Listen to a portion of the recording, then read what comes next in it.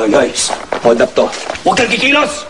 Ano magkikilos? Ano, hindi ako magsasalita? Hindi ako kurap? Hindi ako hininga? Hindi pwede?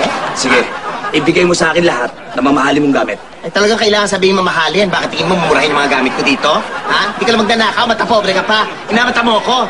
Lahat yan mamahalin. Sige, kunin nyo na. Sige, sige, sige. Tumayo ka doon. Tumayo ka doon. Bilis. Tumayo ka doon. Pagkatapos, bumilang ka na 100. Dami namang request nito. Isa-isa lang. Pwede? Nakakalito? Isa. Dalawa. Tatlo. Apat. Lima. Anim. Pito. Walo. Siyam. 10. 11. Sir? Sir, inakawan mo ba tayo?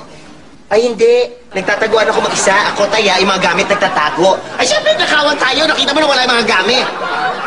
Sir, anong gagawin natin ngayon? Ay, pumunta ka sa kusina. Buksan mo yung rep. Magluto ka, magpa-party tayo. Tumawag ka ng pulis! Sir, ngayon ako. Ay, hindi ka mga 2 weeks. Kawawa naman yung mga magnanakaw. Hindi na ma-enjoy mga ninakaw nila eh. Ngayon na! Sige na! Dali! Dali! Tumawag ka ng pulis! Buksan mo, dali! Opo! Sir, nandito po yung mga Nagpapatrol ho kasi dito sa area.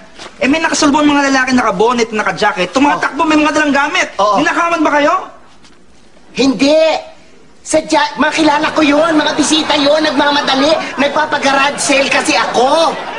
Siyempre, nilakawan. Ano ka ba? Yung itsura. Mga magnanakaw talaga yun eh. Huwag kayong mag-alala, huwag kayong mag-alala. Meron po bang nakuha ang mahalagang gamit? Mahalagang gamit. Wala naman. Flat screen TV, laptop ko, cellphone, leather bag, may wallet ko, may credit cards, maraming pera, sandamakmak.